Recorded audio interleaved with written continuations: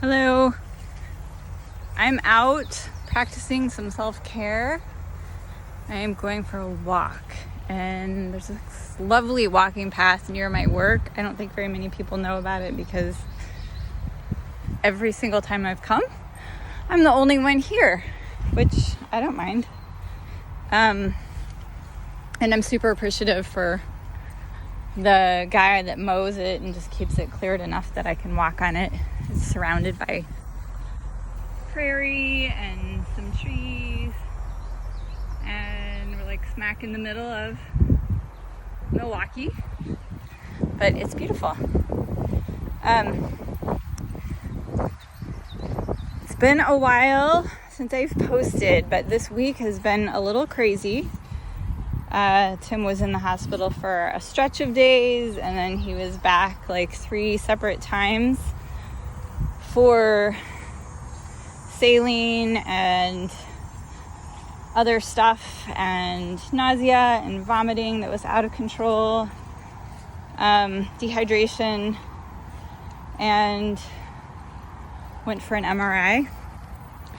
On that front, he seemed pretty stabilized. The MRI was like no big surprises, so that was good. However, his eGFR, which is the flow rate of his kidneys, is still low. Normal is 60. This is at around 21 the last we checked, which was a few days ago. And then his cancer numbers are going in the very wrong direction. So I can't tell you exactly right now what those numbers are supposed to be, but they've doubled in the wrong direction. So we have a visit tomorrow with a nephrologist. We're really praying that it has something to do with the malfunctioning kidneys, and that maybe once we can get the kidneys functioning, the cancer can start to clear out of his system as a result of the chemotherapy. So yeah, I'm trying to just stay practical about that and keep my scientific hat on, which says okay, these are the numbers, something's not working, we have to try something else, and not go to all of the places I could go with that kind of information. We're really trying to keep things positive and pray for the best possible outcomes, and just keep one foot in front of the other on this journey. What's really interesting is I also wear this hat of green team leader, climate coach, climate activist, and I don't know where you stand on that issue, but I'm in the numbers of that work a lot. And so one of the emails that I got the other day was 417 parts per million ppm, which is the number of, it's the carbon emission number. It's the amount of carbon that's floating around in our atmosphere that's not sequestered down into the earth. And for that number to mean anything, in 2012, we were at 390 parts per million. Now we're at 417. And so that number is going in the wrong direction. And what I'm super mindful of right now is cancer, this problem that's growing. You hear more and more people affected by it, and lo and behold, we're affected by it very personally, is not unlike the problem of climate change. And I was so immersed in the climate arena just prior to Tim's diagnosis, and every step of the way that I've made since learning of his diagnosis was wow, here's this problem that's been brewing in his body. We had no idea. And there was symptoms cropping up here and there, which we tried to treat and address, and he was really avidly trying to address, but until we saw the lab results and like saw these real hard numbers, we didn't know what to do. We didn't know what the problem was that we were even trying to address and that we were living with day in and day out. So now we know. And now those numbers are going still in the wrong direction. So now we have to shift course even within the treatment regimen. And, you know, my like climate coach, climate activist mind is like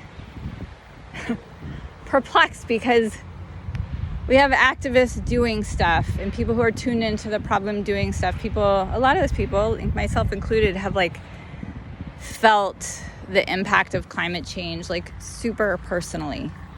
I've seen wildfires. I've had friends evacuated by wildfires. I've lived in places where like the temperature is going bonkers all over the place. You know, I lived in the Pacific Northwest and we moved away like just before the crazy hot temperatures started creeping in, and like that was bizarre. You know, where I live now in the Midwest, it's a lot more subtle, but I still see evidence of the impacts of this fluctuating and shifting climate in the trees. You know, there's like a lot of trees that are just struggling and suffering, and a lot have died after polar vortexes or after like a period of excessive flooding, or now a lot of our pine trees are struggling because of lack of water over the winter, and some have been hit by pests that, you know, that's abnormal and unusual, and so they're dying off. And I'm not saying this to be like, you know, Debbie Downer or pessimistic, but it's just like this real thing that's happening. And so like my scientific mind is like, okay, here's a problem and things are dying or things are suffering. My healthcare brain is like, well, when that happens, we have to address it. We have to fix it. We have to do something. And I'm also like mindful that there's this whole like weird space of like, but we don't really talk about it. We don't, you know, and it's not like a routine part of our daily conversation. And, you know, what has me really pondering this right now is the fact that like, okay, ever since Tim got the diagnosis of cancer and we knew, okay, this is the problem, this is what we're dealing with, now we have to address it. And now like other people know what it is, so we're all on board to try to like fix it. We've got solutions, recommendations coming in daily. We have people helping on all fronts, and we've got a whole medical team like just wringing their hands trying to figure out like what do we do to make this right. And you know, we're really like working on the ecosystem of Tim's body. We're working to like right the balance, because the balance has mysteriously gone way off, and we're looking closely at the numbers and looking at the symptoms. And you know, in my heart of hearts, I'm like, what will it take for us to do this globally on the climate front? Like, how real does it have to get for us to exert that kind of cohesive energy and effort to like right this problem that's gotten way off? And you know, that number 417, like that's gone up from 390 just 11 years ago, 10 years ago. Like, how do we get that number? How do we like all come together to make that number go the other way? And there are tons of solutions out there. Like there's Project Drawdown has loads of solutions. Regeneration is the sequel book Paul Hawken put together with a whole team of expert scientists from around the globe with real like tangible practical solutions to take that carbon out of the atmosphere, bring it back down and put it in the earth and keep it there, so that things like the weather, the stability of our weather patterns, the stability of our temperatures, the this climate stability that that have allowed humans to thrive, that we can like restore that stability.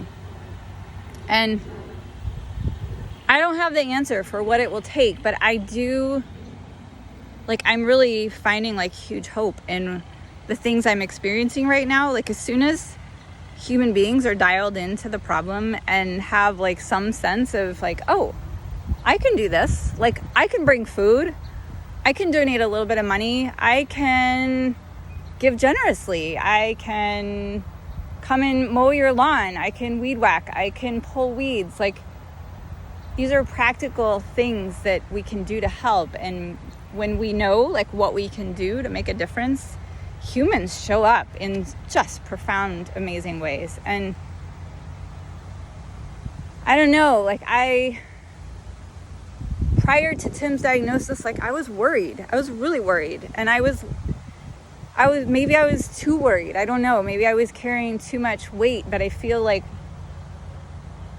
what I am privy to right now and the shifts that I was hoping to have, like, I'm finding hope amidst cancer for like the possibility of what can happen on our planet if we really like wrap our arms around it, wrap our minds and hearts around it, and like roll up our sleeves to do the work together. And so in the midst of like our family crisis and Tim's crisis with cancer, like, I am reaching out to you because I've had to put my climate work to the side for a bit, and it breaks my heart. But like, this number of 417 parts per million, like, that weighs on me. And I know that there's solutions that are accessible to all of us. And I think the first step towards real change is like knowing the problem, like looking at it square in the face, understanding it.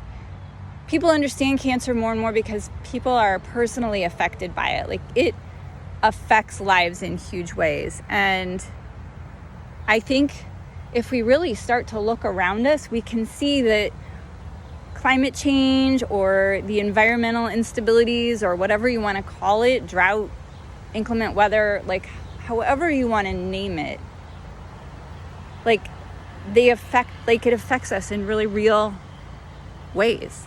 But it's not a problem that's out of reach that we can't address. We can totally do stuff about it. And I'm reaching out to you just to like take that next step. You know, whether it's like open up a book, watch a movie with your family, attend a class somewhere, listen to a YouTube or a podcast, like educate yourself. And then like just put it out there. Like, what else could I do? Ask more questions. Get involved in your community. Like, engagement, involvement, you know, activism really is just like getting active about the things that you care about. So for you, maybe it's like floating down the river in a canoe or a kayak. Well, then what are some practical ways that you can help with our clean waters?